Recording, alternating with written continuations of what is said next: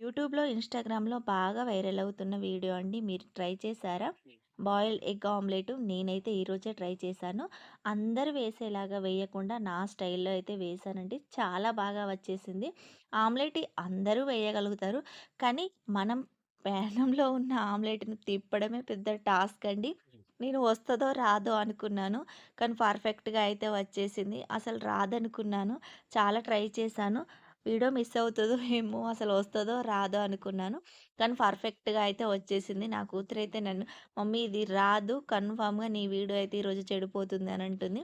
అంటే ఇంకా తప్పేటట్లేదని దాన్ని మెల్లగా గూడా ఇటు సైడ్‌కైతే వేసేసానండి. బాగానే వచ్చేసింది. మళ్ళీ పైనుంచెళ్ళి ఉల్లిపాయను, కొత్తిమీర అయితే వేసుకున్నాను. ఫైనల్‌గా ఆమ్లెట్ అయితే రెడీ అయింది.